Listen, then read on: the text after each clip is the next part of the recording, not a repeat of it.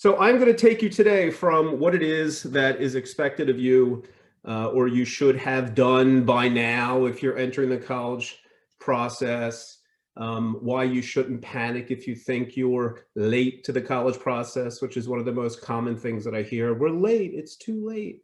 What I want to do tonight is lay out from beginning to end what the process looks like. I do it in parallel with two things.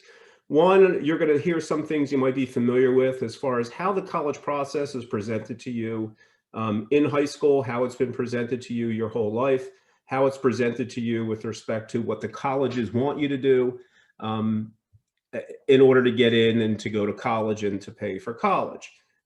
Parallel with that, I'm going to be interjecting what I consider to be the best college consumer protection information as you possibly can. I want to say this up front. None of the stuff that I say is based upon a political belief or a conspiracy, or everything I say today is based upon the facts that you can get from the records that I go into all the time, government records, information provided by the colleges, but just not presented to you in a digestible way. Here's the nice thing. You don't have to look at me the whole time. I have a really nice PowerPoint presentation, so you won't be seeing me most of the time. You'll be seeing these PowerPoints. I know you're all asking a couple things. One, yes, this is being recorded, so in case you have to check out or you get bored, you can go back into my YouTube page, thecollegeadviceguy.com, or through Facebook, the College Advice Guy on Facebook, and see this. In addition, any information that I present tonight that you would like to have in a hard copy, I'm happy to present it to you. So I don't want you to feel like you have to scribble notes. Everything I tell you is literally, it's public information. It's just not easy to access or understand. So just real quickly, I'm going to be going through things you know about: the testing, the PSAT, the SATs, the ACTs, college fairs, visits, tours, how to select a college, college search process, how to go about it, what to do, what not to do. What if I want to go to an Ivy League school? What if I have a B or C student, and will they go into college? What if I have a student that is learning difference? I deal with all that. I'm going to be touching a little bit on what the process is like for athletes and athletics, talk about student motivation, college investment, loans, return on investment, college price, and things like that. So the two things you'll be seeing today, first, I'm going to be going through all the stuff that you need to be considering, and how much there actually is that you need to consider to make a good decision. And then I'm going to come to the rescue and show you what my process is, what my database looks like. I call it Naviance that doesn't disappoint. Let's use that as a term. Okay. So just real briefly, my name is Jay London. I am the College Advice Guy. I'm an independent educational consultant. For the 28 or so years before I did this, and actually with this a little bit, I was a practicing attorney and psychologist. 13 and a half years ago, I changed to focus what I do specifically to helping families understand the college process, primarily from the point of view of what's going through your kids' heads. One of the most common things I saw as a psychologist were people between the ages of 16 and 25 who were extremely despondent, depressed, anxious, suffering from a lot of issues. And what I discovered after a while was that these kids just didn't have answers to their questions, lack of answer causing anxiety and depression, and no idea how to get those answers. So I spent a lot of time with them changing their point of view, what to focus on a little bit differently. Why do I hate school? Why doesn't anything interest me? And focus more on, can I still focus, or can I actually do something and explore with my desire for art or athletics or whatever it was? And that led me to doing what I'm doing now. So working with families to help you understand and your student understand who they are, what they're interested in, not what they want to be necessarily, what they're interested in, how to go through the process of discovering it, how to connect what it is they're interested in with skills that they can develop, where the best place to develop those skills are, and if it's college or not college, coming out as a person with skills that will help them make their way in the work world. And college for a lot of people is that answer. So before I give you all of my views on college, not college, where to go, where not to go, let's get right into the thing that is not boring, which is my PowerPoint presentation. And I will take you through that. I think it's pretty inclusive. And as soon as I can share screen, and you don't need to see that whole thing. There's my screen. Okay, hopefully people can see it. If you cannot see the screen, if you cannot hear me, just send me a little chat and I will see what I can do, but you should be seeing the thing that you saw when you came in, admissions, the roadmap for college admissions. Whoops, I'm getting a little chat and it says, oh, thank you. I appreciate that you can see and hear me. I really like the interaction. 2 points for you. No, I really mean it, 2 points. Okay, so let's move on. All right. Here we go, slideshow. Let's watch the guy have difficulty with the slideshow. It's coming. Here we go. All righty, there we are. Hopefully you can just see the big thing and not what's coming up, but here's the second thing. I like to use this cartoon. The reason I do it is because I think it's very accurate. Have you started looking at colleges yet? And there's the guidance counselor. And by the way, I love guidance counselors, but they are overworked and understaffed and underpaid. And if you're lucky, you have a separate college counselor in your high school guidance department. There are some schools in the area that have several college counselors. But if you don't, this is what it can be like. One of the, oh, you do see my preview. Well, that's okay. If that bothers anybody, I really didn't want you to see my preview, but whatever. Okay, that's better. There you go. So this is to emphasize that it is not an easy, straightforward process. One of the things that your kids hear all the time when they're in school is, teacher, why do I have to learn this? Why do I have to learn that? And they say, so you can go to college. Well, you know, that's not a lot of direction as to what to do.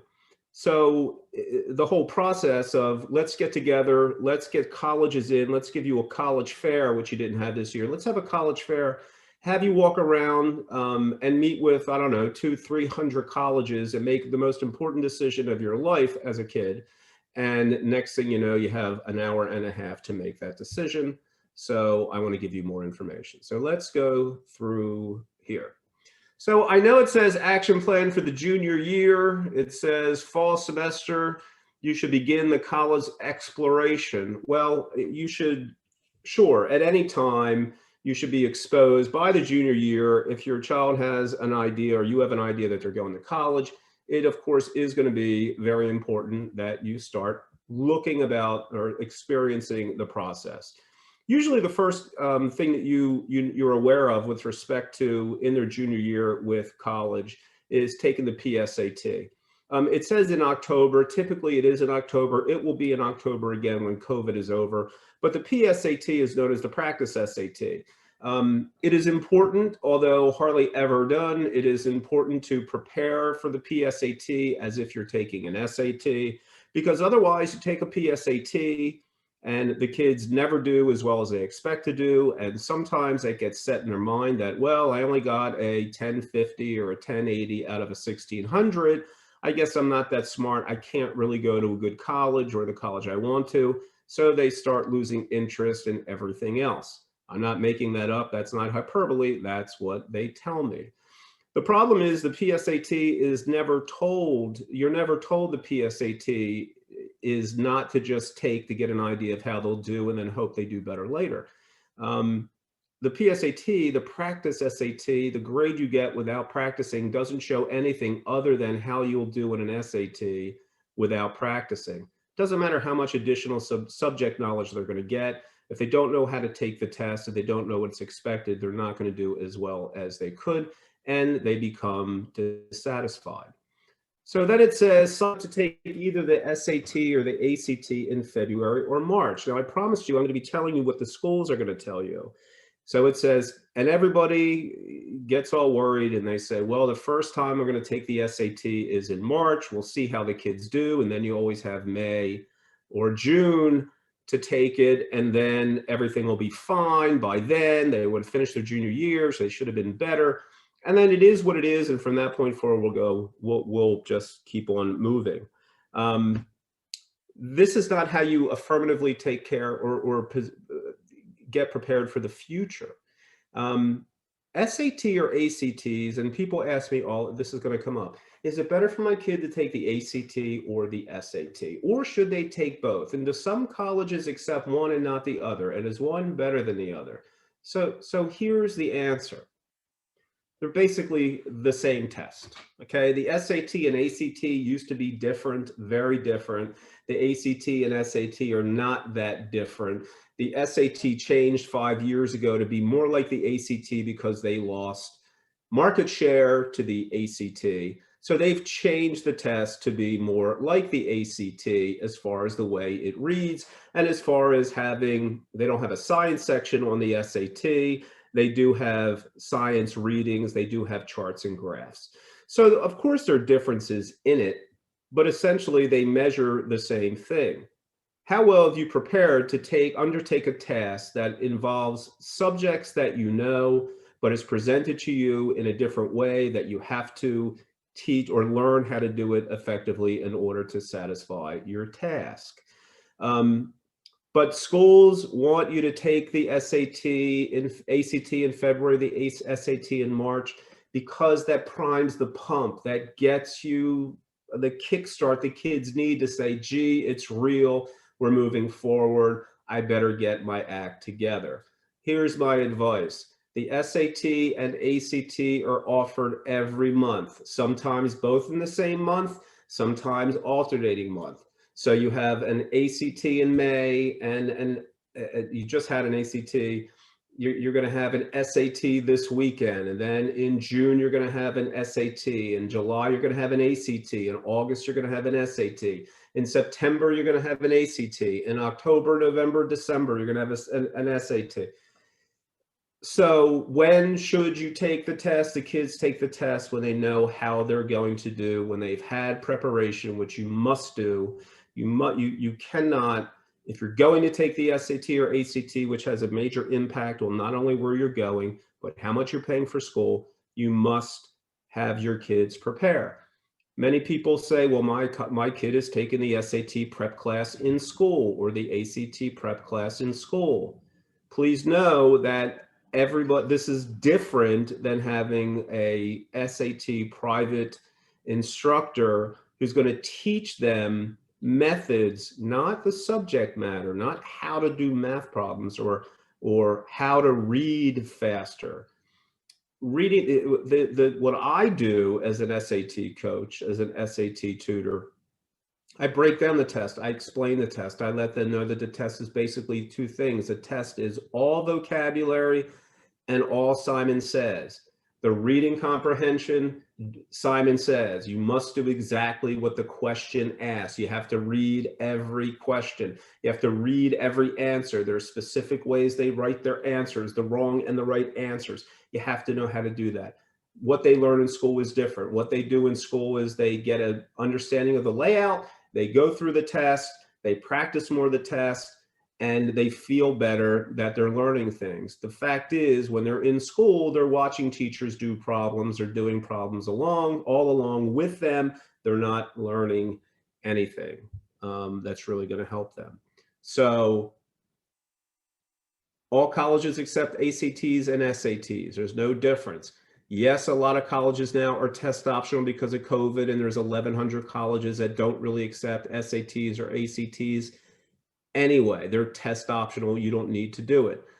And then there's a lot that goes along with deciding whether you should go test optional or not. I can just tell you that colleges are still looking at these scores, and the higher your scores, the more money in merit you're going to get. So that's fall. Now spring. Now we're in spring. You take the test March, April, May, June. Schedule an individual meeting with a college coordinator. That's somebody or your college counselor at high school. One of the main reasons I do what I do is when I found out that the average high school student spends a total of 38 minutes with a guidance counselor in their 4 years of high school. I'm not sure how well the high school counselors know your student and if they're going to be able to pay attention to their individual needs. Usually in the spring, again, this is usually in the spring, there's a college fair or many college fairs. Because of COVID, they're not having college fairs in person, but you know what they do have? They do have virtual college fairs. And I've mentioned, and by the way, everything I'm talking about today, I've gone into detail on my Facebook lives on Wednesdays at noon. I have almost 60 of those half hours now that you can access to address a lot of this. But college fairs were important. They still are important. There are virtual college fairs. You can literally look up virtual college fair on Google. PACAC, the Pennsylvania Association of College Admissions Counselors, which is the organization that oversees what I do. We have several, I don't know, it must be like 30 or 40 college fairs that are accessible through that site. I've also mentioned several times that it's called Strive Scan, STRIVESCAN, and Strive Scan is a website where they have all the colleges that go to college fairs regularly, and they have sessions that have been recorded as far as what the schools are about. But why it's important to attend the college fair, the primary thing is to get to know who the admissions representative for your particular area is for the colleges you're looking towards. And then what's important is to register carefully for senior year after reviewing the college admission requirements. People take for granted that if you graduate from high school, and it would be a college, I forgot what they called it, I'm blanking out, but the college type curriculum, right? Typically, if you're graduating from high school, you're going to have the requirements for going into college. You'll have your 4 years of English and 4 years of math and your 4 years or 3 years of science, and then you'll have your other social studies credits, history credits that you need, and then there's 2, 3, 4 years of foreign language. Now, colleges vary as to what they're required. It's more important now if you're homeschooled to make sure that you've taken everything you need, but each college will tell you what you need besides a standard diploma in order to qualify for being admitted. We're in Bucks County, central Bucks County in Pennsylvania. I can tell you that all the high schools that our kids go to, you don't have to worry about that. But pay attention, because there are some Ivy League schools and super selective. They changed that. It's not super competitive, super selective. It's like super rejective schools. Sometimes in smaller liberal arts schools, sometimes do have a 3 or 4 year foreign language requirement. In your junior year, I also have one here, visit college campuses. What I'm going to show you later is my system that I use called Guided Path. When you're on there, we have virtual tours on there. You can sit in the comfort of your phone, bathroom, on your phone, in your living room, wherever you want, and take virtual tours. Here's something controversial that I always say. People tell me all the time, we're going to go visit, we're going to go on college campuses, we want to go visit. And what's interesting is that I say, okay, why are you going to visit the college? Why is it important to go now? Well, we want to get a feel for what a college is like and things like that.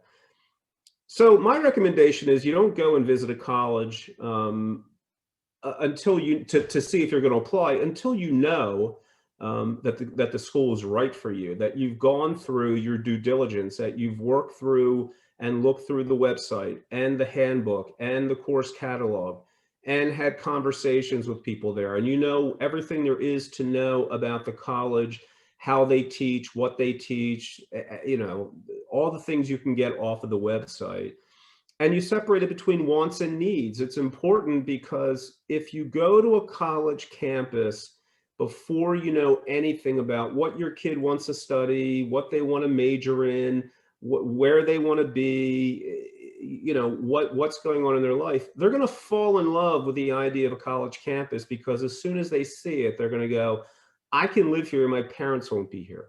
Or I could imagine walking down there to Chipotle, or I can't wait to swim in the pool, or wow, it'd be cool to go to a football game. I call it the Disney effect.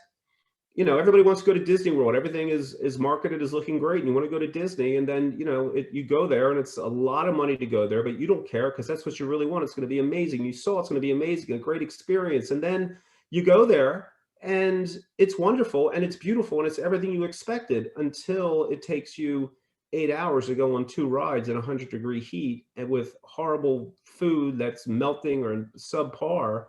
And after a day or two, you get tired of it and you say, this is not what I was expecting. And that's the problem. Kids will fall in love with a college and they'll say, I got to feel this is where I want to be. Okay, that it is important to have the feel, but it's after you know that they have what's needed for them. Schools teach very differently. You have to know if your kid's learning style matches up with the way they teach. You have to know if they're going to flourish there. And it doesn't matter what anybody else does or says. It's important that your child knows who they are, what they're there to study for, and has a plan in place. I have participate in summer programs. Those of you who've worked with me, you know that I say this all the time. They talk about holistic admissions. That means they look at the person as a whole, everything around you. Well, colleges are big businesses, and businesses they make policy based upon the demands of their customers, which is you. Well, one of the things about that is they want to make sure that the people are on campus, are on board, and believe and do what they want kids there to believe and do. So when it comes down to seeing who they're going to admit, and they try to craft a class, which is what they talk about, you know, besides the alumni, the kids they let in, and the legacy kids, and the athletes, and the band people, and the rowers, and the coxswains, and the basketball players, and, you know, the oboe players, and all that.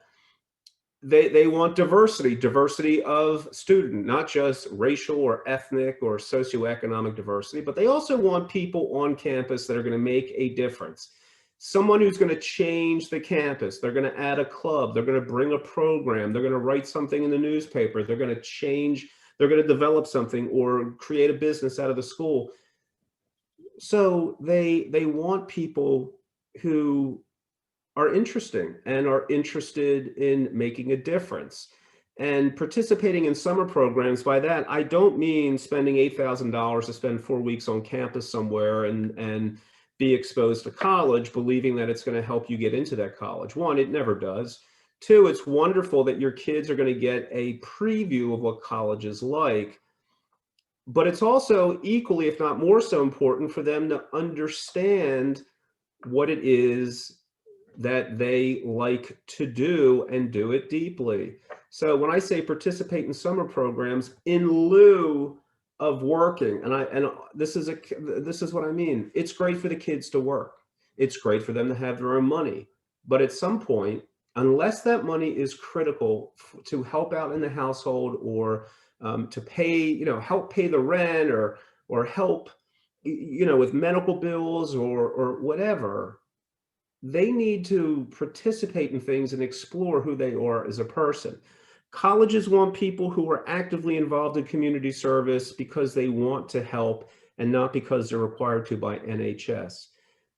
Colleges want to see that your kids are dedicated to something and take it an extra step. So if it's athletics, they want to see that you've been doing it for a long time. If it's science, they want to see that you participate in robotics contests. If it's Video gaming, they want to see that you started a video game esports team at your school. And the summertime is when you should explore. What do you explore? Well, there's plenty of summer programs that are classes. I'm interested in engineering. I don't really know what an engineer does, so we put together something where they get exposed to it. I have kids I work with who are interested in the medical field. I help them they shadow, even with COVID. There are people who will let them shadow. There are other programs that you can put together. They need experiences and they need the freedom to explore what they like. And then I will, or somebody will help them put that together as to what that means they should be studying. So the summer is very important. This upcoming summer is important for them to do that. Plus, it's important because when you work with me or someone, well, when you work with me, we get through this whole process. And by September, between the end of August and the beginning of October, applications are done, essays are done. Everybody knows what they want to do, at least at that point, and we move forward. Before summer break, request letters of recommendation. It is important. You can go on either guided path with me, or you can look on the common application in each school. It'll let you know what the requirements are. Some schools demand or want 2 letters of recommendation. One is always from the counselor, one is from a teacher. Some schools only want 1 recommendation. Some schools will let you do optional recommendations, 2, 3, or 4. It is not good to send 15 recommendation letters. It's not impressive to send a canned recommendation letter from a local representative or a governor or a CEO of a company if they don't really know your student. I'm talking about requesting letters from your teachers. My wife's a teacher, my son's a teacher, my daughter is in admissions and enrollment at Temple. I will tell you, I'm telling my kids now, stop by, think of the teachers that you want to write a recommendation letter. It should be somebody who has watched you develop, somebody who can attest to the kind of student your kid is now and how they've seen them change. And just at this point is when we say, hey, Mr. London, I'm going to be applying to college in September. And I was wondering if I could have a letter of recommendation, if you'd be comfortable writing a letter of recommendation for admissions or a letter of recommendation for a scholarship. And if you are, what I'll do is I'll send you an email reminding you, and I'll send you some information. I have a worksheet we send to them so that the recommenders don't have to come up with it on their own. And then you ask them now and then send them a request in the summer. Give them a deadline, ask them if they're not going to make it to let you know, and we make sure that we get the letters started. Senior year, so now we've gone through the summer. Hopefully we've done all of our work. We know our learning style. We know what kind of a student we are. We know the areas we're interested in studying. We know everything about the colleges and the way that they teach and what makes the difference between this school or that school.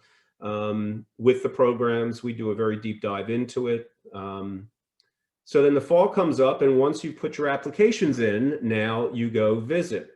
I finalize your list of 4 to 8 colleges to apply to. People are applying, the applications are out of this world this year. People are applying to 20 and 30 schools. I heard of one person, I read about it, 168 schools, because that's how many didn't charge to apply. It's ridiculous. This is not a shotgun. You usually hear, here's what you do: apply to 3 schools. They say apply to 9 schools, 3 that are stretch schools, 3, or dream schools, 3 that are dream that are out, but they're really not dreams. It's like, pie in the sky. Reach out and try to apply to 3 schools that you really don't have that much of a chance to go to, but take a chance. Then you have your target schools, the ones you really want to go to and have a pretty good chance of getting in, and then pick 3 safety schools. And you know what happens when you do something like that, or you apply to 9 schools that you don't know much about and can't differentiate them that much except for the weather or the food or whatever it is, the color of the school? I've heard that a lot. It's no different. I mean, people who apply for 10, 20, 30 schools, I'm reading now, I keep track of all these parents across the country. Well, my child got into 15 schools and it's the last week. We have no idea what to do. Do you think that helps anybody? Do you think having a lot of choices helps your kid make the right decision or give you the right decision? It doesn't. Trust me, this is going back as a psychologist. These kids want help. They want answers. By picking a lot of schools, if your kid's interested in a lot of schools and can't really focus on it, it's because they don't know what they're doing. And as well-intentioned as you are as parents, you don't know what you're doing when you're dealing with these colleges. Yes, you certainly don't need me to tell you, here's an application and here's what you can write and here's how many people are at this school. But knowing what to do with the information and what your position is extremely important. So, well, look, I went past that. So when I say 4 to 8 colleges to apply to, look, I'll go through with your student. When I work with them individually, we'll go through 50 different colleges, 60 colleges. I'll show you on my system how it keeps narrowing them down the more we know about it, so that you're not picking from the best colleges in the country. Don't pick from one of those lists. That doesn't have anything to do with you. Those listings, those rankings of college is based really upon graduate school rankings. But other than that, the undergraduate school rankings, and I did a whole seminar on this, are based upon factors that have nothing to do with the quality of education your kid's going to get or anything else of matter to you. Who cares if how many professors have tenure? And it's based upon how, what other professionals, they asked the president of Duquesne, how would you rate Pitt? They asked the president of Pitt, what do you think of Harvard? I mean, it doesn't have anything to do with you. When we get to the list of 4 to 8 colleges, these are colleges that we know what your student area of interest is. We know what the 2 or 3 major areas they want to focus on is. That we know the way they learn. We know if they should be an experiential school, an upside down curriculum school, and which one, how big the classes are, but more importantly, who's teaching the classes and what are the outcomes of these schools? Not graduation rate, but what's the outcome as far as what kind of people are they producing? So it says retake SAT or ACT. It's important for you to understand that even though you've applied to college, if you've taken your SATs and you got a certain score and we're ready to move forward in September or October, and we're sending them where you're going to be the top 25th percentile of the people applying, a lot of times you're going to retake the SAT or ACT in October, November, December. Even after you've been admitted, you can take the SAT or ACT for purposes of increasing the amount of money you're going to get in a scholarship. And that's really important. Something I've talked about in another thing, but look at the colleges you're applying to. If you want to know before you study for the SAT, you're not just looking at it for getting in, you're looking at it because schools say if you get a certain SAT score and a certain GPA, we'll give you this much money. We'll give you a discount. That's why it's important. So the point is, you can't just visit a school, select schools that your student says are interested in because they don't know what college is like, and they want the quote unquote college experience, but they don't really know what that is. And you don't know what it is because you haven't been on college for 20 or 30 years. And I didn't know what it was going to be for the last 2 years, but I'm in touch with them every day and I know it wasn't great. So you want to make sure when you're applying to these schools, the things you're going to be asking is, are you going to be teaching in person? What are the requirements to live on campus? Am I going to be required to take a vaccine? What are the ramifications if I violate your COVID policy besides anything else? So that's why you have to make sure you visit the schools you apply to. You don't apply to the schools unless you know everything you can about the schools. And that's what I do in directing people through this. Because you always hear about the secrets to college admission. If they want you to come, why is there a secret to college admission? If the purpose of college is to help develop our leaders of the future, the people in the workforce, why is there a secret? I mean, it's got to be secret and prohibitively expensive. That's ridiculous. So you have to know how to work within the system. Here's something you've heard about, FAFSA. Complete the FAFSA soon after October 1st. FAFSA is a free application for student aid. We're going to show you a little bit more of this. I'll show you an actual FAFSA. That is where you're applying for governmental assistance. You don't have to file a FAFSA to go to college. You're not required to file a FAFSA to go to college. You're only required to file a FAFSA if you're interested in getting financial assistance from the government. Most people who are above or the poverty level are not going to be getting need-based aid. They're going to be getting merit aid. Need-based aid is, what's your financial need? How much money do you need in order to pay for the college that you want to go to? It's very disingenuous, because the FAFSA is just a student loan application. You fill out the FAFSA regardless of how much money you make. The government is willing to give your child a loan for the first year based upon their signature, the signature of as young as a 16-year-old, to give them $5,500 to pay towards college, and then $6,500 the second year and $7,500 the next 2 years.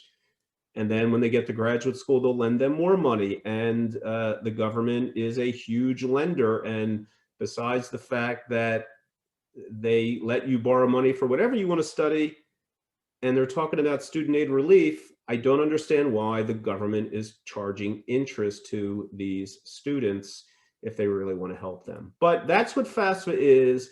They make a determination of what your expected family contribution is based upon your adjusted gross income. That opens October 1st. It used to open in February, but October 1st of your senior year, you fill out the FAFSA. And I know people go through several bottles of wine and whatever else you use, and they're completely flustered by it. It's not that difficult to do as long as you understand what they're asking you to do. You do not have to pay someone a substantial amount of money to go through it with you. If they're honest, they will sit with you, help you go through it. If you have your tax returns filed, I will help you transfer it over by clicking a button, okay? Sign up to meet post-secondary representatives. That's just referring to when you're at a college fair, you should be talking to the representative of the college, because they're the ones who make your initial decisions. Fall semester senior year, research and apply for scholarships. I want to talk very briefly about that. There are many scholarship sites that you can go on, scholarships.com, niche.com, capex.com. You can go on and put scholarship search engines. In that situation, your kids are applying, they're putting a profile together, and depending upon, I don't know, 60 or 70 different factors, they match you with potential scholarships. I want you to understand that the most amount of money you can ever get out of any of these scholarships, unless you're a Gates Millennial Scholarship winner, a Coca-Cola scholarship winner, your biggest amount of money is coming from the school. Colleges are businesses. They purchase assets. The assets they purchase are your students. The more valuable that student is to them as far as meeting what they're looking for, the more they're willing to pay you to do it. So research and apply for scholarships. You can start now. They can start for as early as 13. They can apply for scholarships online all the time. They're usually in $250, $500, $1,000 increments, non-renewable. And sometimes you get those scholarships and colleges offset what they give you. So if you're banking on a big scholarship contest to pay, it's easier to buy the lotto tickets. I think the odds are not that much different. But you do control and can control the size of the scholarship your kid gets from college by researching and applying wisely. Submit applications by the deadlines. I'm going to talk about that too. I'll tell you the difference between early decision, early action 1 and 2, restricted early action. Don't worry about that. in case you're worried, I had some people say, my kid's a junior, I'm behind, I needed to file my application. Okay, they don't open until August 1st. And then it says, attend financial aid night at your school if offered. I have already recorded several financial aid seminars, which are free. How do I make money when everything's free? Volume. Uh, but they hopefully will have a financial aid night, but those financial aid nights basically take you through the FAFSA and then tell you about loan programs. Spring semester senior year, you says respond to offers of admission and financial aid by May 1st. That was yesterday. Many schools are doing it tomorrow, which is May 3rd. They have a national decision day so that all the craziness can stop. That's the time that you should have accepted your offer by then. By then is when you should have been doing all your negotiating and horse trading with the schools to get a better price or whatever else you can get out of them. I'm still waiting for some responses. By tomorrow, people haven't made some decisions, but I'm very happy to say that all of my students have been very successful this year with their admissions and with their scholarships. And keep this in mind, you would think colleges are going to get a little cheaper, but they're getting more expensive. They raised rates even in this terrible economy, and they're giving smaller scholarships. But then you submit your deposit and you request your final transcript, and then your kids are off to college. So I know I took 35 minutes, but that's soup to nuts, basically, what you're looking at, okay? So this is, what's next is what colleges consider for admissions, right? One of the things that's not clear to everybody. This is what we have our kids going crazy about. This is based upon not just research, but interviews, and I keep up with colleges literally on a daily basis. I spend the first 3 hours of every day seeing what's going on, reading about it, on the phone with people throughout the day, just getting insight into what's happening. Look, this thing, what college would consider for admissions, and it's in your application, grades, strength of curriculum, your test scores, essays. Essays are extremely important. I help my students with essays, believe me. They need it. Remember, the people looking at these applications read thousands of essays. It has to stand out. And people go, how can I write something that stands out? My kid hasn't conquered a universe or hasn't traveled interstellar travel. My kid hasn't done anything. And the kid goes, I don't have anything to say. That guy's lucky because he lost an arm and he can talk about it. Believe me, the purpose of the essay, it's your only real opportunity to say to the admissions counselors, look, before you judge me on all of this stuff, my grades, my curriculum, my test scores, my class rank, my extracurricular activities, this is what you need to know about me. This is who I am. This is how I became that person. This is who I want to become and what I want to do. And this is how I'm going to do it at school. Okay. But these are things a part of the holistic process. Grades, it's important to keep their grades up. It's been really tough this year and last year, but you can put that into perspective. But grades are the leading indicator. Strength of curriculum. Is my kid supposed to be taking 13 or 14 AP classes? No, not unless they're bored and they want to do a lot and they really want to go deep. That's fine. What strength of curriculum means is they're going to look at your school profile, which is every school has a profile. It tells what the grading is, what the classes are offered, and if there's honors or AP or academic or whatever, or regular, whatever it is. It doesn't matter if your kid is doing the best they can and taking the strongest curriculum. If they were in regular classes and now taking honors classes and doing well, that's as impressive to colleges as taking all the AP classes. If you take AP classes and, people say, is it better to get a B in an AP class or an A in an honors class? Here's what the college will tell you. It's better to get an A in an AP class. No points for trying. They want to see success, but they also know that there's a lot of grade inflation, and it means, they take that into consideration, right? Letters of recommendation, that's a specific thing. I already talked about that. You want to make sure the teacher knows what they're recommending you for and that it goes along with what the colleges are looking for. We tailor our recommendation letters. Kids can't look at the recommendation letters. They have to be sent electronically through Naviance, but you do want to ask the teacher or tell the teacher this is what you're hoping that they can comment on, and if they can, that's great, but otherwise you don't want it to be just, and the teacher should know them and should say something about them. Demonstrated interest, what does that mean? Well, colleges have to determine who's going to come and who really wants to come, and because they get all these people who apply to schools that are just safety schools, and we go, wow, we got 20,000 applications for 1,000 seats. Wow, that's really great. And okay, we're going to admit 5,000 of the 20,000 with the hope of getting 1,000 people, which is about the real number because people are applying to so many colleges. So how are they going to know who really wants to be there? Demonstrated interest. Did you visit? Did you go to the website? Did you talk to professors? Have you talked to the administrators? Have you, are you posting on Instagram or TikTok about how excited you are about that school? Or are you doing something that shows that I really want to go there? If it's genuine and determined, then they are going to want you there because people leave college all the time.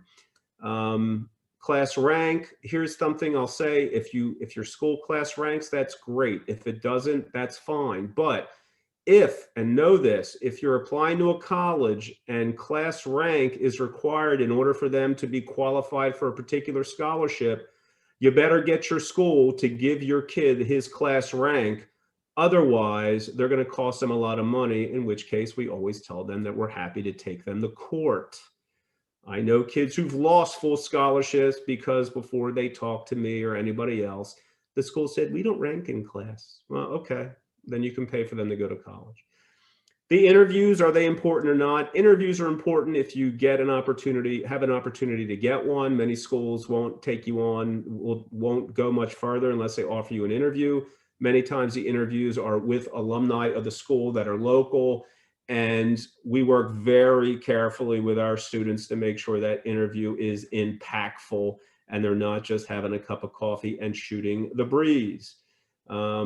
It's very important. If a school is going to provide you with an interview, it's very important that you do what is necessary, and most importantly, to be genuine and to be asking real questions when you're doing the interview. Extracurricular activities. By the way, every one of these things I've talked about so far for the last 40 minutes and 40 seconds without taking a breath or a swig of my water, I have a separate seminar on, and I can talk for hours on it. And the reason is because, not that I like hearing myself, but this process is complex. It is disguised as easy. They tell you it's a matter of steps. Fill this out, do that, then you apply. That's the sorting hat from Harry Potter. If you go along to get along, the results will be what you put into it. If you know what you're doing and what you want to study and how you need to be taught and what you should be paying and what your return on investment is and what the opportunities are, and you end up going to a school that people go, huh? Never heard of it. You're going to come out of the school in a great position and make a real difference. So it's important that you do your due diligence. Extracurricular activities is last. I talked about that. Colleges don't need you to do 25 extracurricular activities. Colleges want to see you involved in several activities for many years, and you've made a difference, and you've gone forward and have become an officer in that, or you have, you've developed a club, or you made a club, or you're, during COVID, people were making baskets and masks and visiting old people and sending cards and helping their neighbors, and it shows where their heart is. If you're an athlete, they want to see you've competed all the way through. If you're a musician, they want to see you've competed all the way through. They want to see you not just participating, but long-term, you stuck with something. And why is that? Because the biggest problem in college is retention. The result of just going through the motions, thinking you're doing a good job understanding college and applying, is 25% of all college freshmen. 25% of all college freshmen drop out of school and never go back, and they are in debt, and they are in bad shape. And there's lots of reasons why people drop out, but that's across the board. 25% of students drop out. And the second most surprising thing is that another 50%, close to 50, 46% of the ones that are remaining transfer, right? Transfer. Why? Well, they don't have the program I thought they had. They don't have this I thought they had. I wasn't aware that they didn't do that. That's bad planning. You transfer, it's 9 more months to graduate, add it on. And speaking of which, if you're planning for 4 years of college, you hope that you're going to be in the 38% of people who graduate in 4 years. 38% graduate in 4 years. 43% graduate in 5 years. 56% graduate in 6 years. And it's so bad, the government now is requiring colleges to report their 8-year graduation rate. Good luck going along and thinking that you know what's going on. It can be bad. Look, I want to go through this pretty quickly. Test prep. It's important to have, if you're going to take the test, you got to take it seriously. Your kids have to make it the priority. I don't work with a ton of people with test prep because I throw myself into it and I do it individually, and I don't teach classes. I work with kids who have learning differences to kids who are, brilliant and on the spectrum. And I learned with kids who just, I can't take a standardized test. I'll be mad at you if you say that. Don't ever repeat that or let your kid get away with that. I'm not good in standardized tests. You're not good at preparing for standardized tests. You didn't understand what you're supposed to do for the standardized test. Don't plant a seed in your kid's head that they can't take a standardized test. If they've never done well on a standardized test up to this point, perhaps you should say, I guess they're not being taught how to do well in a standardized test. I spent years, I took a job when I started doing this. I didn't even teach SAT to people.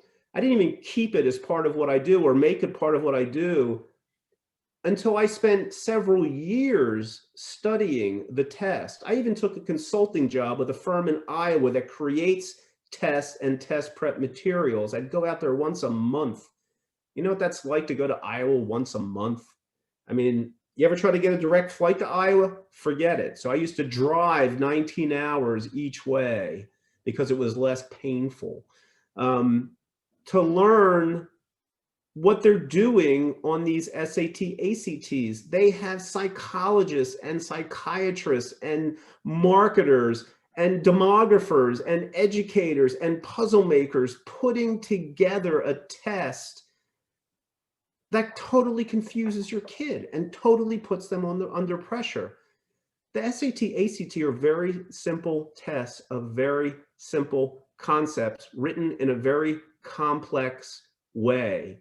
And I love when the light goes on, when the kid goes, oh, that's what they want me to do? Why didn't they just say so? So they need to get familiar with the test. They need to find the right person to teach them. They have to, I've looked at there's all kinds of test options from free, and Khan Academy is great, and College Board, but they're the people who put the test together. They don't teach you how to take the test. They just have you practicing the same old thing. People asked about sending college scores to college. I want you to know that when you do your application, you have to tell the SAT or ACT to send the scores. You're going to link your Common App to Naviance. That you go to College Board or ACT, you have to pay to send. I think you get 4 free score reports maybe, and then you have to pay to send the reports to the school. Fairtest.org, if you're interested in schools that don't require tests, that's fairtest.org. So that's about sending scores. That was just there so I don't forget. Let's see. As far as the SAT, before I get that, I meant to tell people, SAT used to have a subject test in many different areas, SAT subject tests. They were supplements to your SAT. That was to show, it's sort of like an AP test to show that you had a considered amount of knowledge in a particular area. I can see subject tests on literatures, math 1, math 2, chemistry, bio.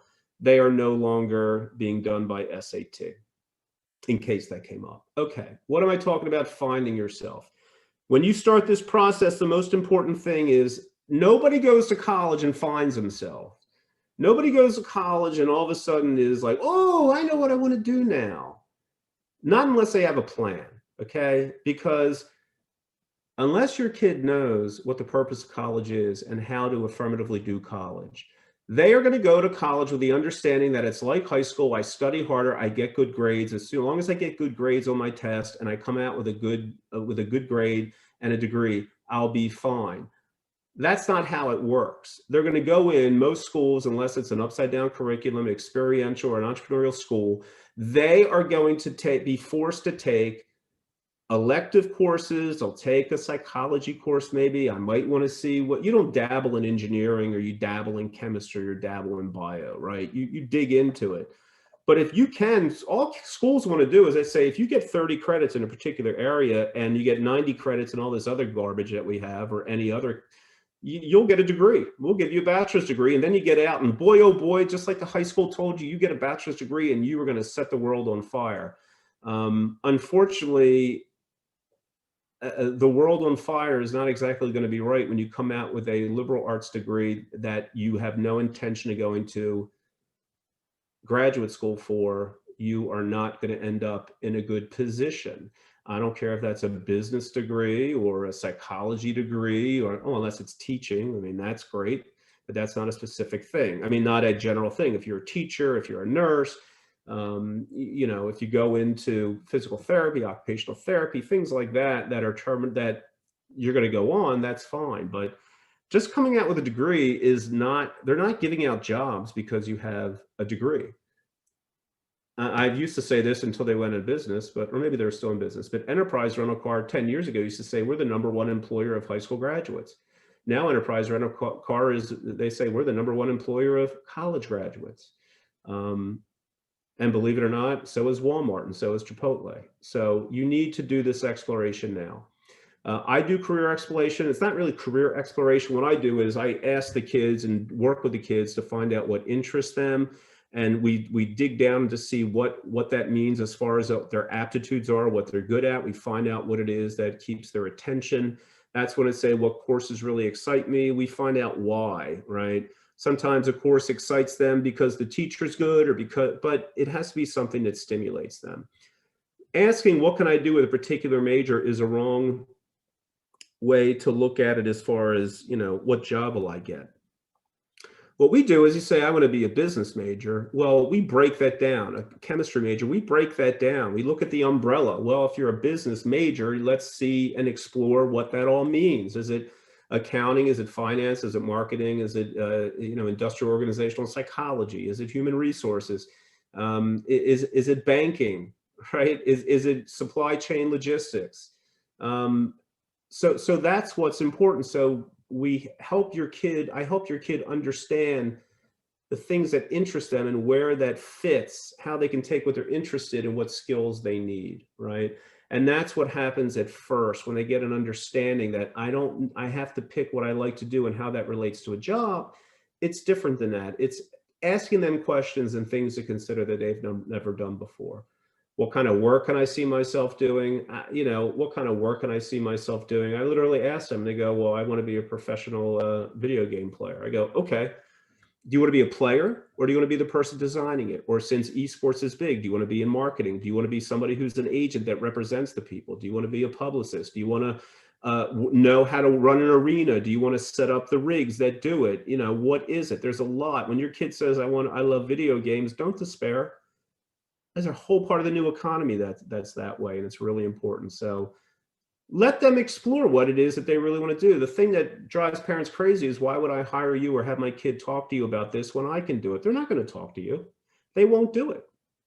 You can be their best friend. They're not going to do it. And if they do, they're not going to honestly tell you and you know, of what it is. And I don't know if you're going to sit there and take the time to be able to say, well, you can do this and this, and look through here and do that. I mean, you know, it's to do this right.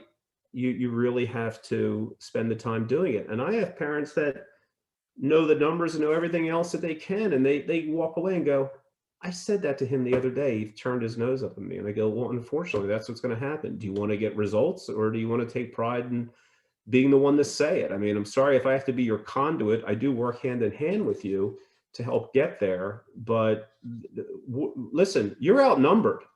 You're outnumbered when you go through this college thing. I mean, you have a whole team of professionals on the other side that are interested in having people there, paying the money, not changing the way they do things. And colleges aren't held accountable for what they produce.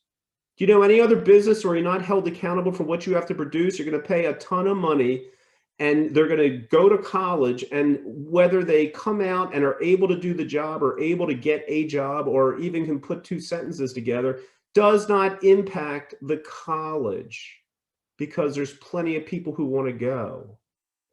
And colleges inflate grades. You have 80% of people graduating college with an A or a B. That's ridiculous. Kids are really good. I work with college kids and high school kids every day. I could go to college. I could send you to college. You pick anything you want to do. You can get an A without ever going to class or doing the work. There's so many apps that'll do your work for you. Your kids going to college and getting an A doesn't mean anything unless you see a change, and there is a change in what they want to do.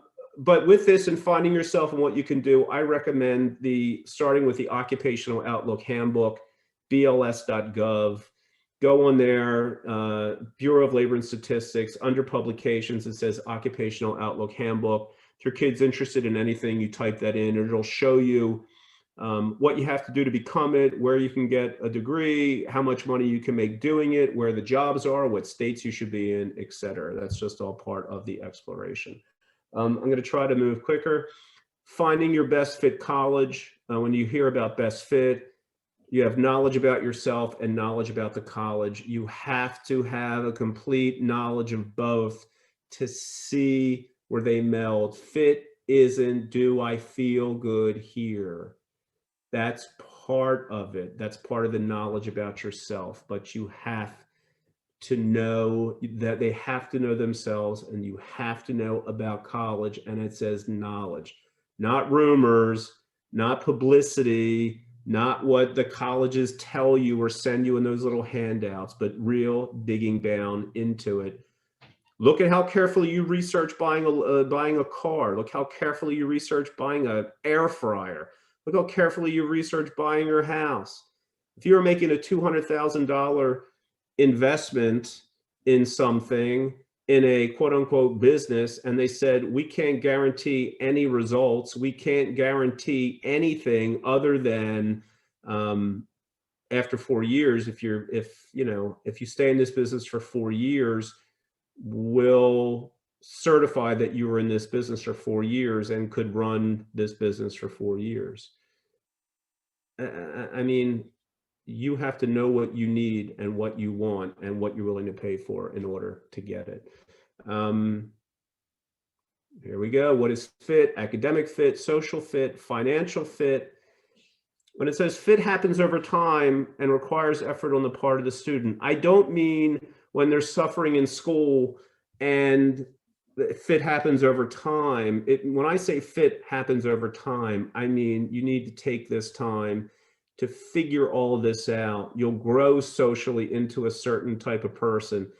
What kind of academic fit, what way do they learn best? And financial fit is so important, people. I don't know what else to tell you except colleges can be super expensive and super wasteful, but they also can be inexpensive and tremendously helpful if you do it the right way. There is no passive way to go through it. When you're picking colleges, these are the general things you look for: small versus large classes, small close-knit community versus anonymity, campus life. I want sporting events. I want Greek life, the traditions. I want to do the bed races. I want to do the Arctic plunge. We had Greek games. We have all, big football games. Look, That's less important now because of COVID. Things have changed, and this is the time that you really have to focus in on things. I want to, the reason I put this small versus large classes, the fact is your kids don't know. They go, well, I want to be, I don't want to have really large classes. Well, depending upon where you go, you're not going to escape. Even if it's a small school, you're going to have a big class. The intro classes are big classes, whether that means 50 people or 500 people. But even after the first year, your classes continually get smaller and smaller. And because if you're at a big school and they have a lot of people, they have more professors and smaller classes. But understand why you need smaller classes. I teach a whole class in the summer, how to go to college, what to do in college, how to take notes, how to succeed, how to study, how to make relationships. It's a personal touch. You have to know a lot about the colleges, right? But I showed you this for a reason. I'm sorry. I don't want to just go over things. And then close to home versus far away. Look, kids think I have to be really far away.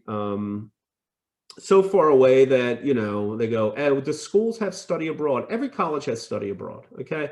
Every college is willing to take your money and send your kid overseas or somewhere else when they can. I don't even know if you can next year or the year after because of COVID. But close versus far away, I mean, you can be 1,000 miles away, and that's fine. You can feel close to home because of FaceTime and Instagram and Zoom and everything else, right? We have an ability to do that. And you could be 2 miles away and never see your kid, and that could be far away. You want to understand if your kid says, I want to go here or go there, they want an adventure, you have to really research the area and find out why. And one of the things I tell people is, I work with people who are in Boston and don't want to go to Harvard. Too close. Harvard's too close. I live in Philadelphia. I don't want to go to Penn. It's too close. Is that really it? If the purpose is to go away, if you want to be away from home, go to college closer by so that you can save money on and go away in the summer. Go work anywhere you want. Go to Hawaii and work in the summer. Go on a cruise ship and work. Go to Europe and work. You don't have to spend all that money to do that. So close versus far away. Usually the kids want to be far away, and the closer it comes to reality, the closer they want to be. And then housing options, everybody's going to live on campus the first year. But is it a single, a double, a quadruple, is it open? Is it, are they gender specific dorms? Are they gender neutral dorms? Are they mixed dorms? There are some colleges that have male and female living together. And I can't get started on all the gender identity. I haven't gone, I don't know that way. I just know that if you have a specific way, kids have a way that they want to live, make sure the school provides that. So you consider geographics and selectivity and size and public versus private and majors and special This is the stuff that you hear. This is what they tell you to consider to fool you. You don't have to be fooled. Keep an eye on the ball. Understand who your kid is, what they need, and what's required in order for them to pick a college. So here's a fact check. That means check your schools, read the student handbook, go online and look at the college catalog. Don't guess about anything. Be specific. They have course booklets and programs. Get to know the school. You're buying an education.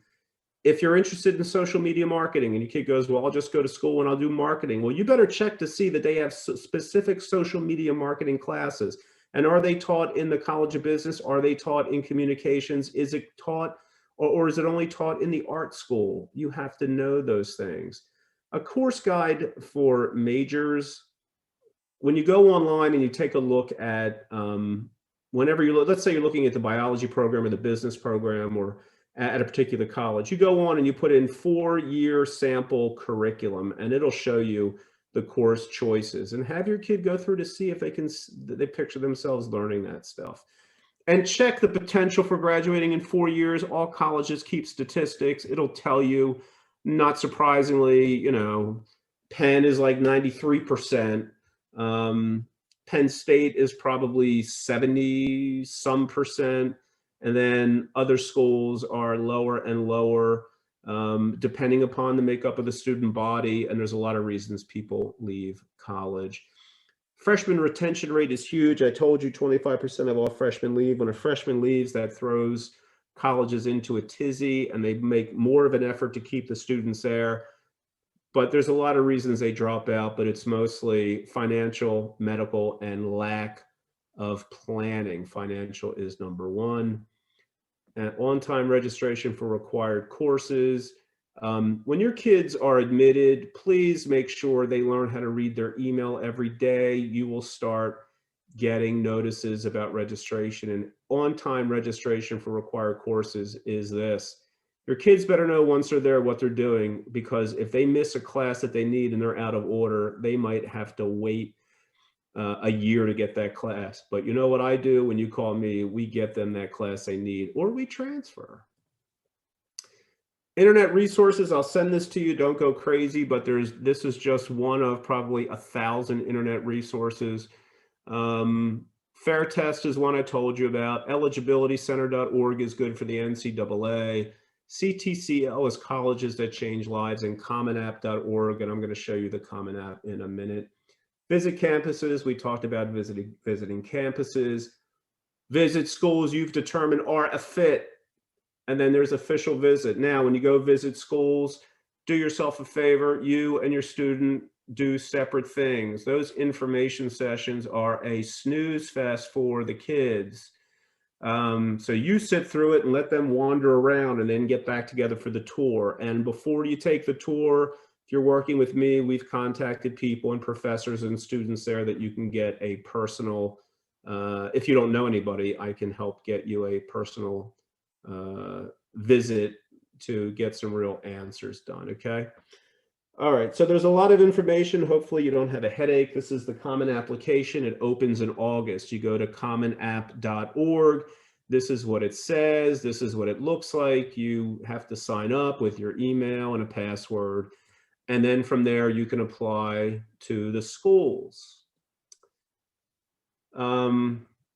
Application fees and waivers, there's, I don't know, I think there was 160, 170 schools now that, even more now with COVID, have waived their fees. Make sure if you're applying, you don't have to pay. You can get a waiver. The average college fee is $60. It's going up. Fee waivers you can get from National Association of College Admission Counselors. Again, this is people who are closer near the poverty line. College Board, if you get free lunch, a lot of times you can get a fee waiver. I think you get 4. College Board gives you 4 free test reports. And check with your university or college of whether you get a fee waiver. Apply only to the colleges you want to attend. It says college is a match to be made, not a prize to be won. I can't emphasize this enough. The school that your kid gets into is not a reflection of the kind of parent you are, okay? Know everything about the college and apply only to the ones you want. When I work with my kids, they end up applying to schools, and every school they apply to, they would be happy to attend because they know all of their needs are going to be met and a lot of their wants will be there, right? So how many schools? I said 4 to 8, reach, target in range, likely safety. I don't like those at all. Why waste time applying to a school that, like a reach school? If you're a 3.5 and you have a 1200 on your SAT, don't apply to Harvard if you want to. That's not a reach. A reach school is if you're not in the top 25%, maybe you're in the top 30%, or you're 10 points off the SAT, but there's other stuff about you that'll make it you a better applicant. That's a reach school, okay? Likely and safety schools, it's ridiculous in any form to even talk about a safety school, because if you get a 1080 on your SAT and you have a B average, there's 1,500 schools that will admit you today. So you got 1,500 safety schools, okay? Let's focus in. That's a loser mentality. Just, well, we'll see. I guess if I have to go there. If you have to default to go to just a school, then don't go to school that year, okay? This is just, forget about this. This is, I told you, there's 3 things. This is how you apply. The application is open in August. You can apply early decision. Student makes a commitment to a first choice institution. And if you apply, you can only apply to one. And if you get in, you agree you'll go there. It's binding regardless of how much they give you in financial aid, if nothing. Now, are they going to take you to court if you say no? No, you tell them you can't do it financially, but if you can't afford it financially, I don't know why you're applying early decision. If you're applying early decision, that means I'm ready to pay full price. Doesn't mean you will be, it just tells them that you will, that you can, okay? Restrictive early decision, you apply to an institution, it says they're restricted from applying early decision or early action or restrictive early action to any other school that in that same category. So that can limit the schools that you can apply to.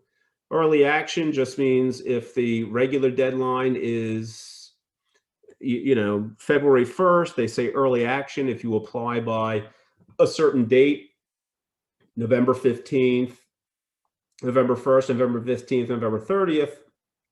Early action says they'll let you know by the first of the year. That lets you plan earlier.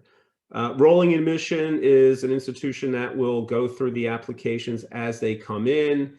It's not first, it's first come, first served, but it's first come, first evaluated. And then as they decide to let you in, they let you know. So if you apply, they'll let you know not on a certain date. You apply in October, they might let you know in November or December.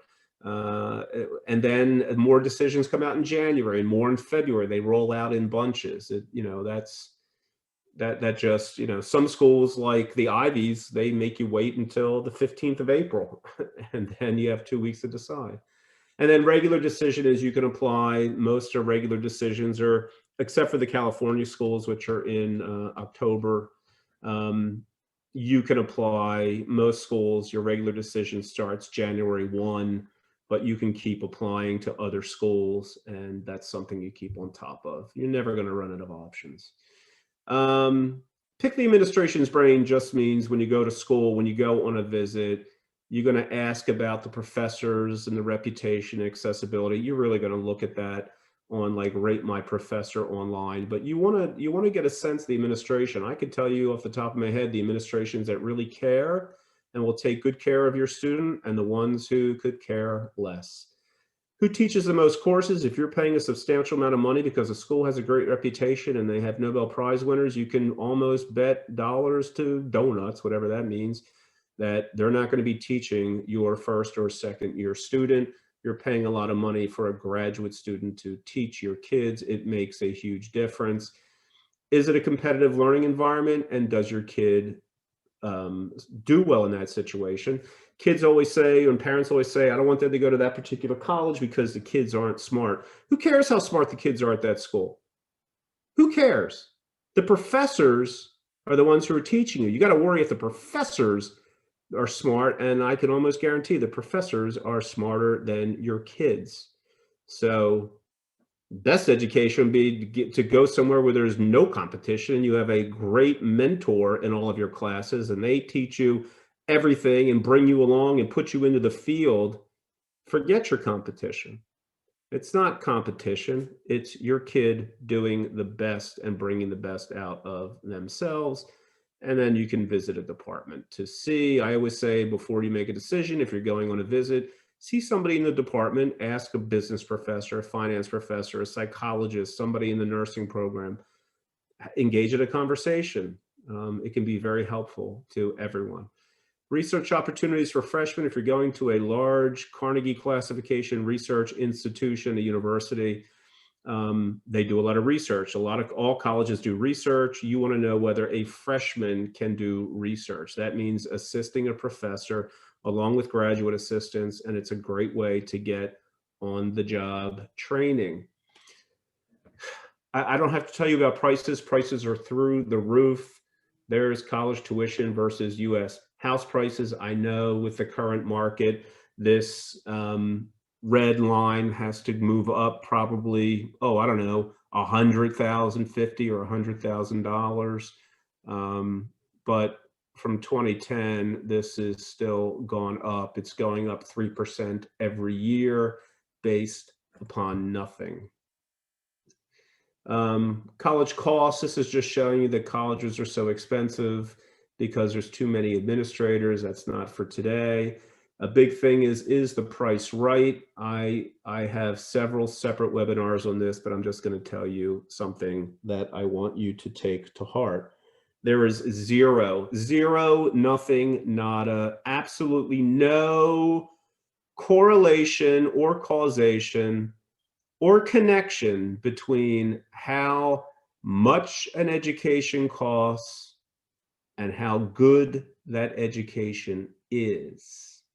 It depends on your student learning, wanting to learn, learning how to learn, taking advantage of everything at the institution, taking advantage of the professors and the assistants that are there, doing everything they can, working on by themselves with the assistance of a agent like me or somebody who cares about them as an advisor to make sure they're getting the most training for what you're paying.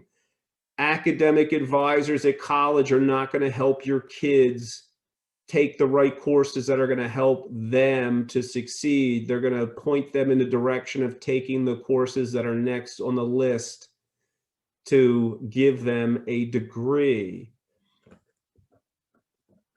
You understand? You have to compare the total cost of each school.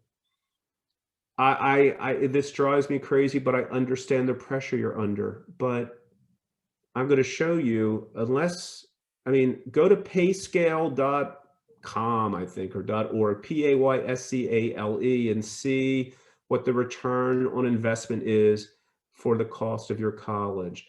I'm not saying that Ivy League schools are not great schools. I'm not saying that big name schools that aren't fantastic schools. They are fantastic schools.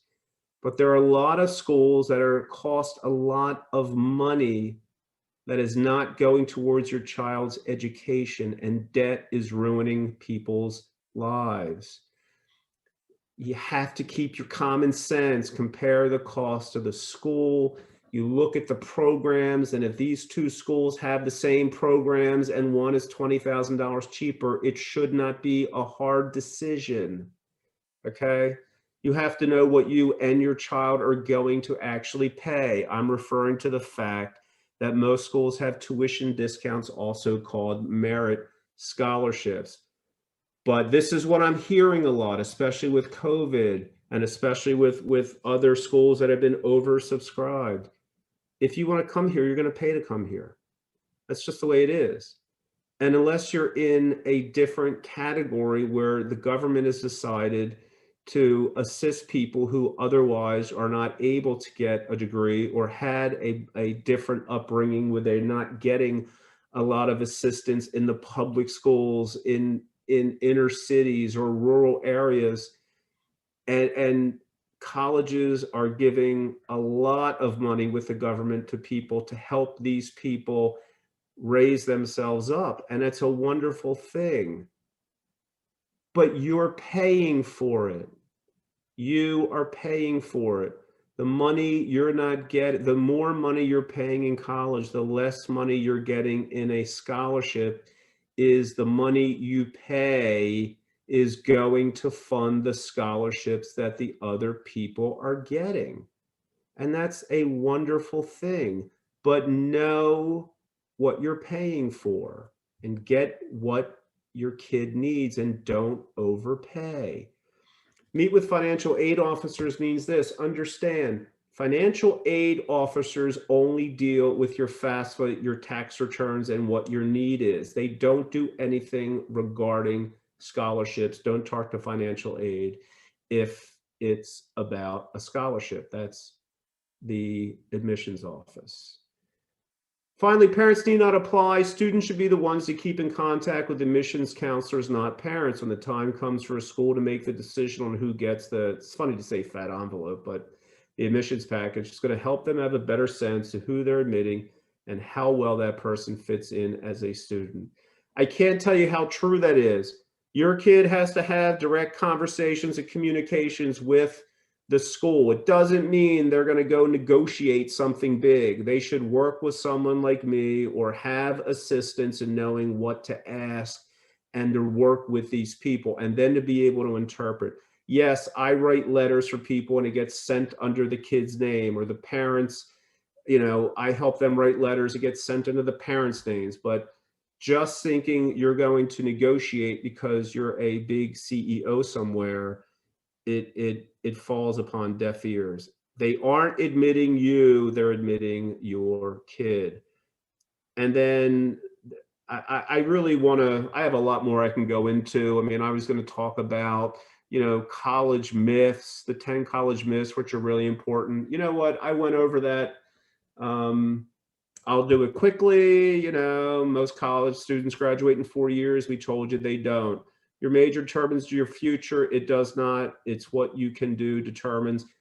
Pay attention. It's not a surprise. Here are the 10 highest paying majors: biomed engineering, biochemistry, computer science, software engineering, environmental engineering, civil. I mean, you can see it doesn't take a genius to figure out what's going on. Also within that, comp sci and software engineering is broken down into a lot more areas, but that's highest paying majors. Note it doesn't say highest paying jobs because we don't have electrician, plumber, truck driver, construction, contractors, home building. We don't have that on there, but that's another system, a time for another day. Lowest paying, don't pay $200,000 if you're going to be an anthropology major and make 28 grand. Or it says commercial arts and graphic design. I'm going to have to change that because that has changed with the advent of social media. Commercial art and graphic design is probably double that now. But general liberal arts, philosophy, fine arts, English language, be smart. I think it's wonderful if your students want to be a philosophy major or a religious studies major or a gender studies major. But in all honesty, all of the books and all of that education can be obtained at the library. Because whether you have a degree in it or you have a library card, unless you go to graduate school, you're not going to be making much money and you can't justify paying that much. Universities care about your education. They don't, not you personally. They just want to make sure there's people going through and you have an opportunity to get an education, not that you got one. I love this. We talk about the difference in, okay, why do you need somebody to help you? It says things on the front page of a university website and things people go to the site looking for. They are presenting information to help you make an emotional decision. On the right-hand side, it's all the things that you just want to get facts and figures to try to understand things. But look, nothing in there really on the parent side talks about stuff that's critical or important for you to know. But the fact is, they're not providing you with the right information. On-campus college experience is a rite of passage. How much are you willing to pay for that? Honestly, do you know what it's like? They say, oh, I spent my whole life teaching kids not to take drugs or alcohol or have promiscuous sex, so I'll send them to college. You don't know. Make sure that the on-campus college experience, not a rite of passage, it's something that is worth all that money. Make sure that that campus experience is still there. This is funny. Weekend in college, what you expect to do, what you end up doing is aimlessly browsing the internet. Really, they waste their time on TikTok. You get what you pay for. I already told you that's not true. If you get a college degree straddled in debt, you are going to sink. Student loans are a temporary fix. There's more student loan debt in this country than in all credit card debt. The only thing more is mortgages. And, you can do a simple, they're not a temporary fix. They start at 10 years. And I know people I know people have been paying off their student loan for 20 years and haven't even touched the principal. That's real money, not play money. Yep, I told you education was important, but you're on your own, says the government. That's what I think your dollars do when you send them off to college. Community colleges for losers is the biggest misnomer I've ever seen. Community college is a very, very smart way to give your child an opportunity to spend 2 years at a super cool, expensive college experience college and get their final degree with paying about half the price. Community college is a tremendous way for your students to learn how to be an independent adult. And it's a great way to get into some very difficult colleges that you couldn't ordinarily get into, and you can get in automatically when you graduate from certain community colleges. And by the way, kid doesn't have to go to Bucks. Your kid can go to Maui Community College in Hawaii, or Tallahassee State Community College on the campus of Florida State University. America's colleges and universities are the best in the world. I don't know why this is in here. They are the best in the world. There's a couple overseas. But what I'm trying to say by this is there are a lot of colleges and universities in different countries where your child, for a lot less money, can get a very valuable education. Grades matter. That's the myth. What matters for most people is what you've learned. Grades matter not the first time. So when you're a bio major and you take biology and you had AP bio and you get a C in your college course, that doesn't mean you can't be a bio major, can't be a doctor. It just means at that point, this is how much you've mastered. You got to work harder and get those grades up. When you graduate, they always say, what do you call the last person who graduates last in their medical school? Doctor. What do you call the last person who graduates, the lowest person who graduates in college? They're a college graduate. You're going to graduate school, your grades matter tremendously. But getting that education is what is most important, because there's too much grade inflation. There is the grade inflation trend. It's ridiculous. College will prepare me for the workforce and is my ticket to gainful employment. That's what they sell you. But college will not prepare you for the workforce. You will be prepare yourself for the workforce if you take classes to get skills that are needed to work. Nobody should go to college and say, I want to get a degree so I can work for somebody for lower wages. It's not a ticket for gainful employment. It is your opportunity to prepare yourself to have skills in order to be gainfully employed. Here's my final words of wisdom. Change the way of thinking about things. When NASA first started sending up astronauts, they discovered ballpoint pens wouldn't work in zero gravity. So to combat the problem, they spent 10 years and $12 billion to develop a pen that works in zero gravity, upside down, underwater, and almost on any surface, including glass, and at a temperature ranging from below freezing to 300 degrees Celsius. The Russians used a pencil. That's what I'm telling you.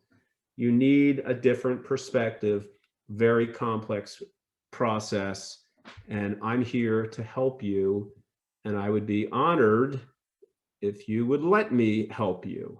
Now, I'm going to stop this share. Wake up, you're sleeping. Okay. A couple things I just want to tell you before we go, and I will take questions. I mentioned before that there's a lot of information out there. You can get this recording, but I want to show you what I've done and what working with me, if you so decide to work with me, what that means. I work with and have developed a system and help with a system. I want to make sure you're still seeing me. Let's see. Nope, I need to share screen. Here we go. All right, so this is, in brief, this is a way when we work together, part of our my services, separate from SAT, ACT prep, and I'm happy to send you information about that. I want to show you, this is what I've done and provide you access to make your college process a lot simpler. This is called Guided Path. What can you do from here? Well, I am the student, the college advice guy. Once you sign up, that will be your name. You can put a little picture of your kid.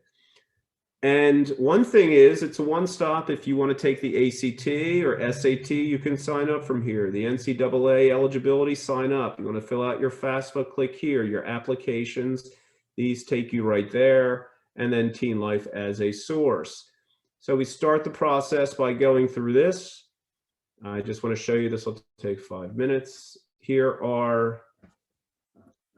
This is the dashboard of surveys, getting to know your kid. This is what we do. We have surveys for them. I'm assuming you're seeing this. Hopefully you're seeing it. Yeah, okay. So we have surveys. What surveys are we taking? What do we learn about your kids? College Match. College Match is a survey that is important because it measures the attitudes and maturity of your student and if they're ready to go to college. And it breaks it down into 10 different areas. And they ask themselves questions they need to answer.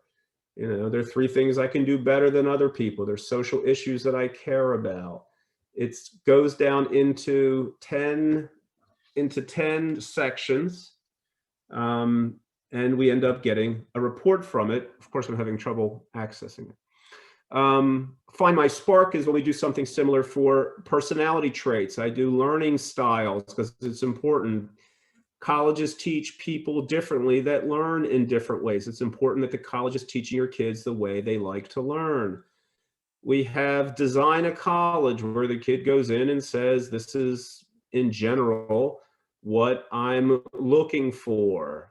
And it's important. This is a great way to have conversations and to learn. And they're very interesting in what they say. But of course, this asks the regular things about climate and college size and location and distance. I do all this to get information to put in an algorithm. And that algorithm is very important because it lets me know what colleges are right to start looking at for your kid. But it goes on. We have college visit snapshots where you can take notes of the colleges that you go to. Getting to know you is important. This is when your student and I start talking about things that are important to them so we can get an essay out of it. And there's a parent questionnaire so you can let me know everything that there is to know about your kid. Activity record is good. This is where you put your resume together of everything that your student has done, your extracurricular resume. It's all in one place.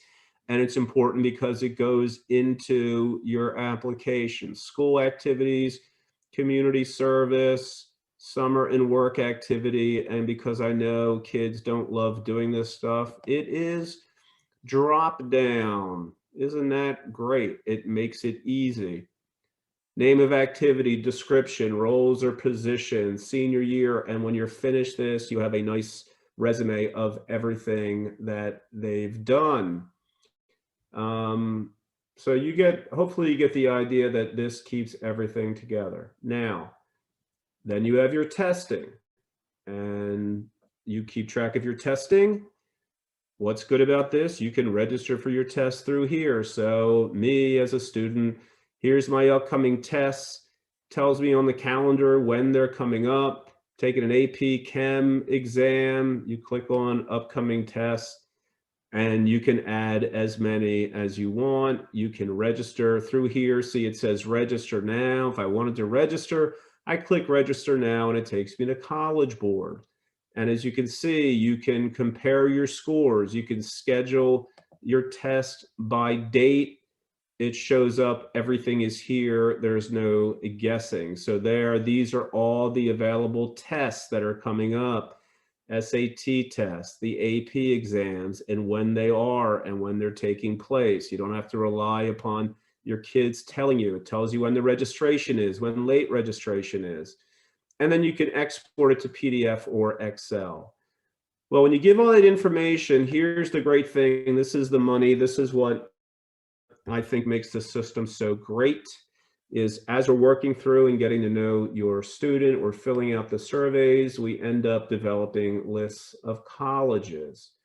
Now, I'm using as an example, this is how you can use this without going anywhere else. So I put in Temple University because my daughter works there.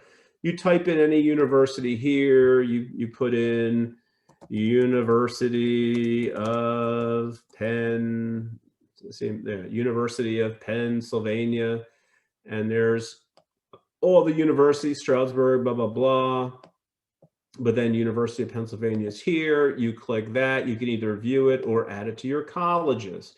Once you do that, all the information about the applications are on here, and you have deadlines, and I'll show you in a second. But look, this is what's good. So you go to here, and now it's a one-stop shop to take a look at everything you need to know about this college. We affiliate with Fisk, which gives the student reviews of it. But look, as you look through, it has, here's the link for the website, right? The website is right there. You go over here. If you're worried about what are your chances of getting in, it tells you where the top 25% is, talks to you about, shows you at first glance financial aid, tell you what the breakdown is. And here's what's important. You can look at majors. You can look at athletics. You can look at, this is what's important. You go, I might want to go to University of Pennsylvania. What essays does my child have to write? Well, it says if you use a Common App, you have 4 application essays, which is typical for the Common App, and 2 required supplements. Here are the prompts. Your child has to write a 650-word essay on one of those prompts. That's as of 2020. And then your second essay question is activities, 10 other activities if you want. Then if 650 words wasn't enough to tell them who you were, you could write another 650 words about details or circumstances or qualifications not reflected in your application. And then because they didn't want to hear everybody writing about COVID for their regular essay, you can tell them in 250 words what happened in COVID that is unique to you. It's important to see the required supplements. Schools all have extra questions. This, you don't have to go searching. How did you discover your intellectual and academic interests, and how will you explore them at University of Pennsylvania? They will write something horrible that sounds great that is not going to help them. Learning and growth happen outside the classroom. How will you explore the community at Penn? Consider how the community will shape your perspective. The purpose of these questions is to prove to them that you've been there, that you know what's going on, and that you've really looked. Here's something that's good. You can take a tour online at most of these colleges. You can actually go on, and it's a 3D tour. It's a walking tour. Some of them will be, it's by you visit. And the nice thing about it is that it will, and I hope it doesn't take me away, but it will show you the whole campus as if you are walking through it. And here it comes. So you can do this all through my system without going through a lot of stuff. And you can Welcome to Penn. My name is Kareem. I'm from Cairo, Egypt, and I'm a student in the Management and Technology program. So there you go. I'm studying systems engineering, marketing, and entrepreneurship. You're here. So you're getting a... Before we start the tour, I'd like to provide a land acknowledgement. So that's what that tour is like, and it's a great way to see it.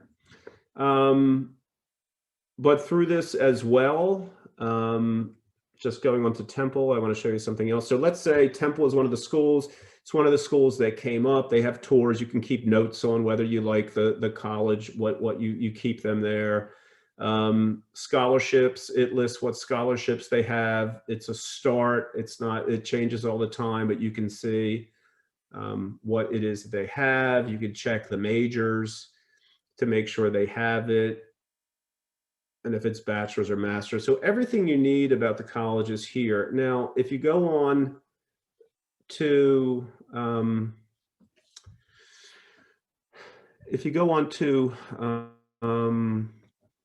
here, where is it? Oops. If you go back to Penn, And again, any of these schools are on here. What's nice about this, and again, through here, you can get to the Common App. You can do everything you need to do, but another thing this does is University of Penn, if you look through and it recommended this school, the overlap schools right now are the ones that are most similar to Penn to help you look in addition. Brown, Columbia, Cornell, blah, blah, blah. Not that they're blah, blah, blah, but that's what's there. This college search that we have, which also is extremely intuitive, is you can drill down. I wanted to search. See if it comes up. We're almost finished. Thank you for being so patient. So this guided search, when we get down to particular schools, what's really good about that, come on, is that you can really break it down. Once you have the schools, you can compare city, state, what size you want, whether it takes a Common App. You can specify majors. Why is that important? Because in biological and biomedical sciences, instead of saying they have a biology major, you can really pick specifically the kind of biology you want to see if they offer at that school. I mean, there must be 80 different subcategories. It's the same with business. So it's important that you're specific in your searching. And they have a my matches, and we take in, the algorithm takes in about 60 different statistics and markers for your kid. And then you can look for, is it the learning style, is your field of study, your GPA, your SAT, your ACT, but keep going through financial aid. You want to see what's the percent receiving merit aid? What's the average merit aid somebody gives? What's the financial aid size? Do they fully meet it? So it's very, very intuitive and makes it very easy. When you go on to the application part, you want to keep track of what's going on. And by the way, you get texts and emails from this. Tells you, I put 2 schools in here. I'm going to use the Common App. What's the deadline? What's the student deadline? What's your plan to complete it? You can look at milestones here. So you look at my progress by deadline, and it tells you exactly what has to be done and when it has to be done. Temple, did you start your recommendations? Did you do your supplement? Did you get the Common App in? Here it all is, and here is the deadline for doing it, and that makes mom a lot happier because she doesn't have to make a spreadsheet. I already made one for you. Decision dashboard is good because once you have your decisions in and you're looking at the finances, you put in, you put in Temple and you put in Penn. And it says, here's your average need that they give you, but this will tell you enter whether you got a Pell Grant, your scholarships, and at the bottom, it lets you calculate, tells you the total cost, and that gives you the information. And then what's your 4-year graduation rate? It tells you right there, you don't have to worry about it. And this tells you what your debt's gonna be. So I'll get off that. So that is guided path and your messages and appointments and assignments. So I've put it all there so that when we work together, it's easy to keep track of things. So I want to, at this point, I think I've provided a lot of information. I hope it was or is beneficial. One of the things I will tell you is people frequently say, I went to college, I had other kids go to college. Why would I have somebody or need somebody like you to help me with all this stuff? Well, I am firmly of the belief that having someone like me or having someone like me, good luck finding somebody like me, trust me, to work with you I'm not a luxury. Having me is not a luxury. I'm telling you, someone like me or a guide for you is a necessity. This is a huge transitional life event for your student. It is not enough to let what everybody gets be what your student gets. this has to be specific. It has to be tailored to your kid. Now, look, I say this all the time. I'm not selling you. If you want to hire me, if you want some assistance, I'll be all in. If you want to hire me for an hour, I'll work as hard. If you work, I work with you for 2 years. Everyone I work with personally. Nothing is canned, nothing is packaged. And as a result, I don't take a tremendous amount of clients. I also don't charge a tremendous amount of money compared to what other people with my experience in my field do. And I tell people all the time, if I don't save you more time and money than I cost you, I'll give you your money back. Or you don't need me. I mean, I work with people. I mean, as a perfect example, I'll work with people, and if we get to the point where it's just decided that it's not the right time to go to college, or they're going to go to community college, or they've decided they want to go to Edinburgh or Millersville or Westchester, and I've helped them with the SAT, and they don't need a lot of help with anything else other than reviewing the application. There's no real essay needed. Then I'll come back in and help them with the FAFSA form for an hour. I'm not going to charge them thousands of dollars if they don't need it. I don't work that way. You can hire me hourly. I'll work with you on an hourly basis.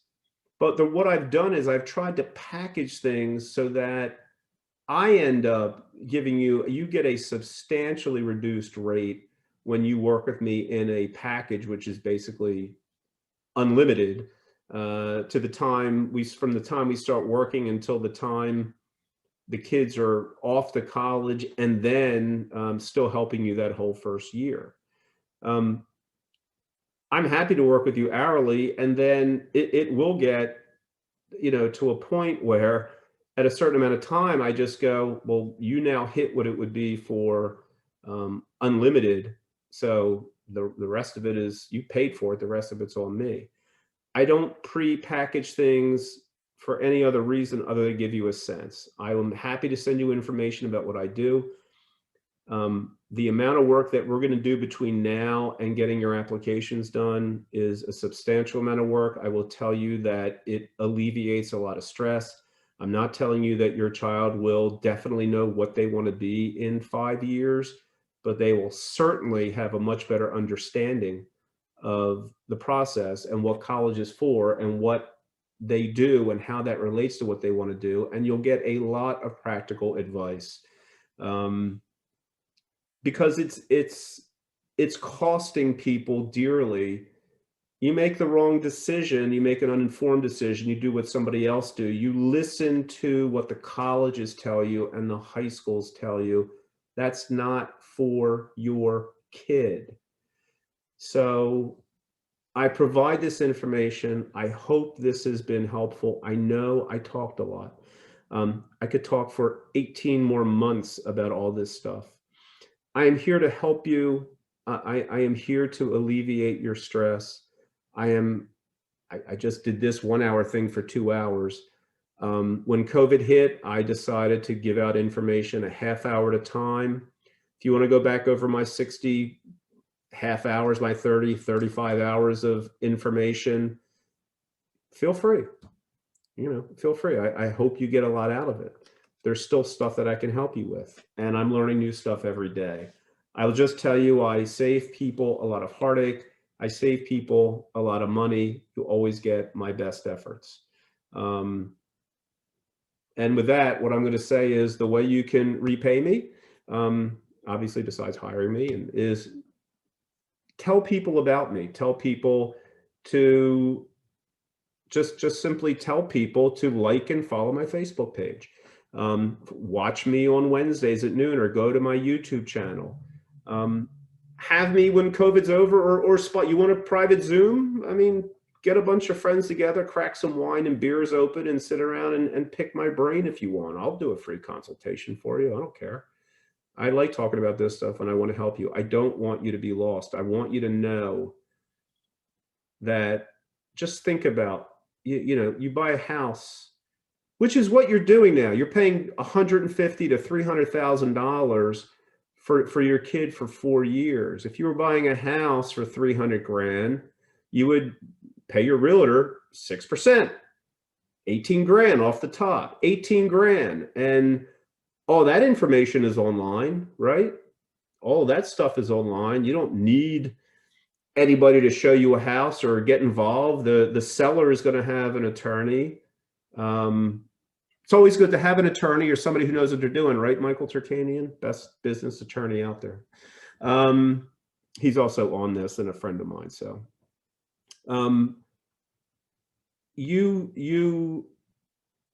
I mean, you want to get your mind around it, use common sense. I'm working with somebody currently that is, do I go for this big name school where I got a full tuition scholarship, one of two given, or do I go to this other school that we've negotiated a really good reduction, but it's still going to cost 30 grand a year more?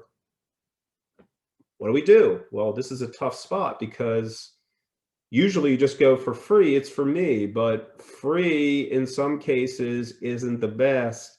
Like I use as an example, somebody gave you a free Bentley, but forgot you didn't have arms or legs. If you can't utilize it to its fullest extent, free doesn't mean anything.